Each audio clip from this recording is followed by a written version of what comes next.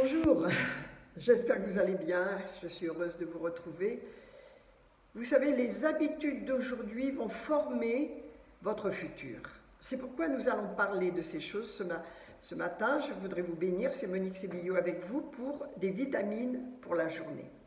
Alors donc, je vous parle donc les habitudes que l'on prend aujourd'hui. Eh bien, on va avoir une incidence sur notre futur et la façon dont nous pensons est très importante, comme vous le savez bien, naturellement. Et donc, souvent, on a besoin de réformer notre pensée. Qu'est-ce que veut dire réformer? Je l'ai noté. Ça veut dire rénover, changer, ça veut dire rectifier, corriger et également améliorer. Donc, en fin de compte, quand on est chrétien, quand on suit Jésus, quand on est disciple du Seigneur, quand on est appelé, quand on veut être performant, on doit constamment se rénover, c'est-à-dire se transformer. On doit réformer souvent nos habitudes, nos façons d'être, assez régulièrement. Pourquoi? Parce qu'on a tendance à voyager chargé. On est chargé, on a toutes sortes de choses qui s'ajoutent, voilà, on veut faire toujours plus, toujours plus. Or, si l'on veut gravir une montagne, et c'est le cas, les chrétiens sont toujours en progression, eh bien, il nous faut apprendre à marcher légèrement, de façon à être équipé, mais de façon légère. Et pour cela, on a besoin de se réformer. Et on a besoin de cibler ce qui est important, ce qui est nécessaire, et de lâcher ce qui n'est pas important, ce qui n'est pas nécessaire. Et ça, c'est quelque chose de très difficile à faire, parce que, bon, il y a deux catégories de personnes, bien sûr. Il y a les personnes qui sont contentes de ce qu'elles ont, qui veulent continuer de vivre comme elles font. Elles sont ravies, ça va, voilà, elles ont une bonne vie, il n'y a pas de problème, elles ne veulent rien changer. Puis il y a celles qui veulent gravir la montagne, qui veulent aller plus haut, qui veulent aller plus loin. Et là, elles auront besoin, ces personnes, de se réformer. J'en fais partie, bien sûr, vous aussi, je l'espère, de se réformer. Et donc, je voudrais partager avec vous un passage de l'Écriture. C'est dans Jean chapitre 4, vous le connaissez bien.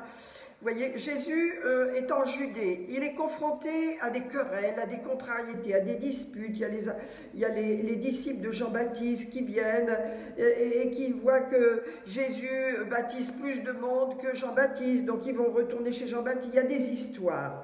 Et Jésus, il dit, allez, hop, on part. Je retourne en Galilée. Et il part parce qu'à cause du contexte qui devient difficile, on ne le respecte pas, il y a des problèmes. Il part, il change de direction, il va en Galilée. Et donc c'est une belle décision qu'il a prise, sûrement qu'elle est en accord avec le Seigneur et avec Dieu, son Père, et il part en Galilée. Et donc sur le chemin, il reçoit une directive du Saint-Esprit. Alors vous savez, c'est cela qui est important pour nous. Lorsqu'on reçoit une directive ou lorsque on regarde dans notre vie qu'est-ce qui est important, qu'est-ce qui n'est pas important, il va falloir lâcher quelque chose. Et là, le Seigneur reçoit une directive. Qu'est-ce qu'il va abandonner? Il va abandonner sa démarche. Il retourne en Galilée, c'est une chose, mais voilà qu'il y a quelque chose qui vient, qui est plus important, qui est plus nécessaire que ce voyage qu'il fait. Et alors il fait une bifurcation, il passe par la Samarie et il va arriver à Sichar, parce que son rendez-vous est là, il le sait. Vous voyez, alors ça, qu'est-ce que je veux vous montrer, mes amis? Que quelquefois dans notre vie, il nous faut faire un réajustement. Il y a une trajectoire qui vient s'immiscer dans la nôtre et il faut faire des réajustements. Souvent, il faut lâcher quelque chose. Souvent, il faut abandonner quelque chose. Et donc, c'est important de bien le situer. Qu'est-ce qui est lourd dans ma vie? Qu'est-ce que je peux lâcher? Parce que vous savez, en tant que personne, nous aimons faire. Nous pensons que pour grandir, pour croître, il faut faire beaucoup de choses. Oui, il y a du travail, bien sûr, à faire, mais il y a souvent à faire un choix, à réformer notre vie de façon à ce que nous allions à l'essentiel. Et donc c'est ce que Jésus a fait. Il a su qu'il devait aller en Samarie, il a lâché prise et il a fait cette bifurcation. Est-ce qu'il savait tout ce qui allait se passer? Non, mais il savait qu'il y avait quelque chose d'important. C'est pourquoi quand il a rencontré la femme samaritaine, eh bien il a su que c'était le moment de lui parler, de lui prêcher l'évangile, et il s'est même fait connaître comme le Messie. Et donc il est là en Samarie, il n'est pas en Israël, il est en Samarie. Et là, il va se passer quelque chose. Et ce que je voudrais vous dire, mes amis, c'est que nous devons toujours réajuster notre marche en fonction de ce qui est nécessaire, de ce qui est le plus important, pour lâcher ce qui n'est pas essentiel dans notre vie. Pourquoi? Nous sommes appelés à continuer de gravir les montagnes, de gravir le sommet, n'est-ce pas? Et Jésus a su qu'il y avait un rendez-vous qui allait bien au-delà de la rencontre avec cette femme samaritaine.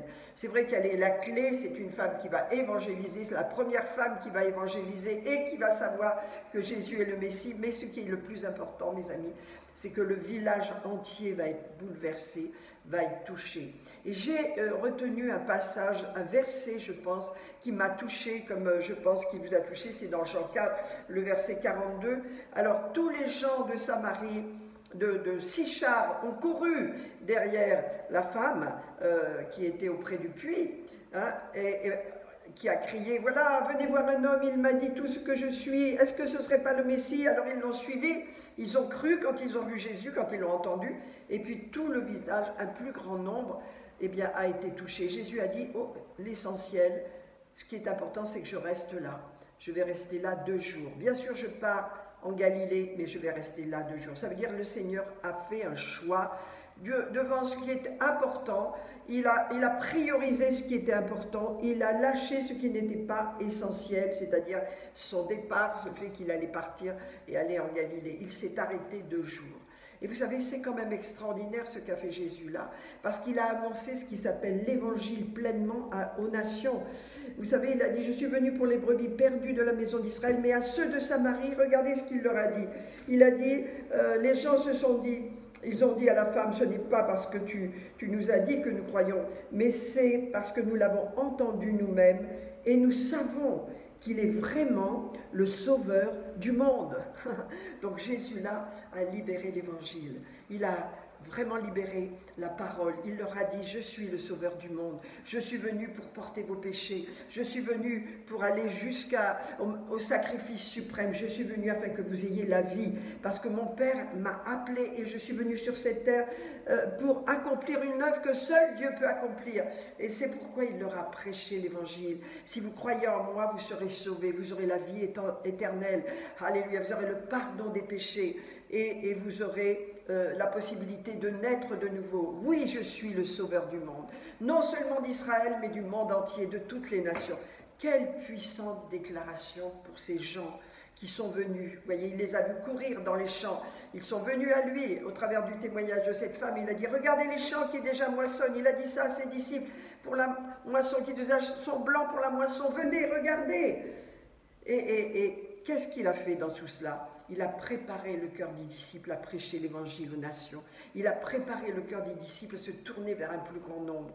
Et son exemple, en fin de compte, a touché ses disciples. C'était la première fois qu'ils entendaient un message comme celui qu'a dit Jésus, un message annoncé aux Samaritains. Il est le sauveur du monde. Il est le sauveur du monde. C'est extraordinaire. Eh bien, mes amis, ce que Jésus a fait, nous devons tirer une leçon. Souvent dans notre vie, il y a des situations. Et si on ne lâche pas prise en fonction de notre programme, notre emploi du temps, de ce que nous avons l'habitude de faire, nous allons passer à côté. Quelquefois, Dieu fait surgir dans notre vie des situations qui nous bouleversent, mais il faut savoir les gérer. Jésus a tout abandonné. Et il a laissé le brouhaha qu'il y avait autour de lui à cause du baptême et en Judée, à cause des gens qui n'étaient mécontents, qui n'étaient pas contents, pour aller là où le Saint-Esprit lui montrait d'agir, lui montrait d'être. Et c'est pour ça qu'il y a eu ce réveil en Samarie. Vous voyez, ça c'est une clé. Il a lâché prise. Et je vous le dis, mes amis, lorsque vous voulez progresser dans votre croissance spirituelle, dans votre vie, il y a des choses qu'il faut lâcher. Il y a des choses qui ne sont pas nécessaires à votre développement, à votre croissance, et même à votre vie même. Il y a des choses que vous pouvez déléguer aux autres. Il y a des choses que vous pouvez donner à d'autres. Et vous devez aller à l'essentiel. Suivre le Seigneur, suivre le Saint-Esprit, suivre ce que le Saint-Esprit vous dit. Et quand le Saint-Esprit fait une entrée dans votre vie qui bouleverse vos plans, suivez-le. Comme Jésus l'a suivi à Sichar, suivez-le. Amen, parce qu'il y a un rendez-vous divin. Et il est bon d'abandonner nos priorités pour prendre celles de Dieu. Alléluia. Vous savez, Jésus a dit, Je ferai tout concourir, l'apôtre Paul, pardon, a dit, je ferai tout concourir à votre bien.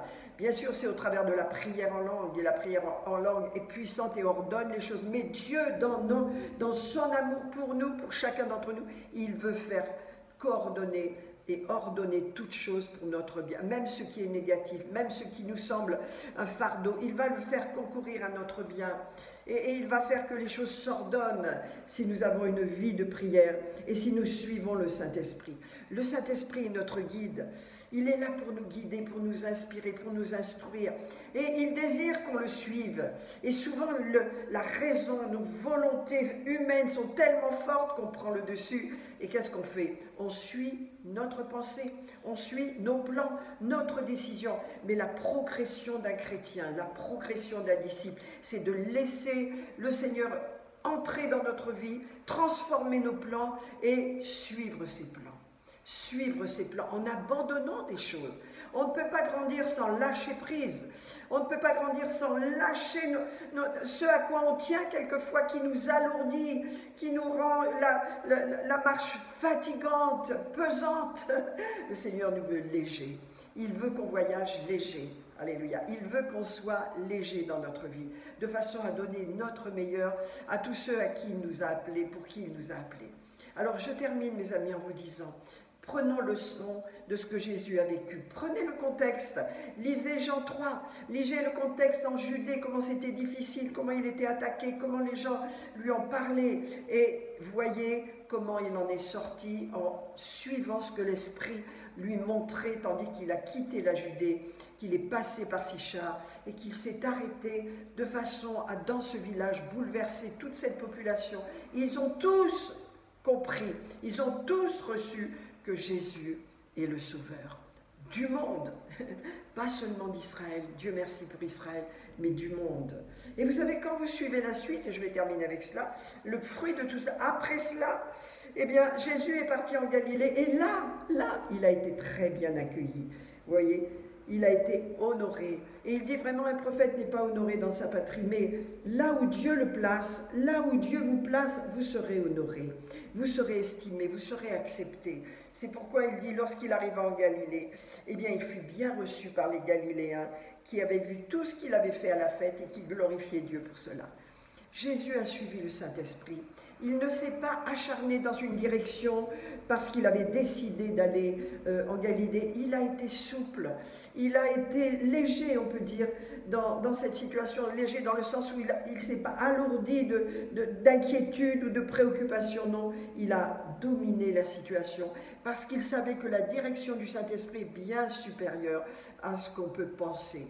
Vous savez, il a repris Pierre qui pensait humainement parce qu'il savait que sa pensée n'était pas la pensée de Dieu, mais était la pensée des hommes.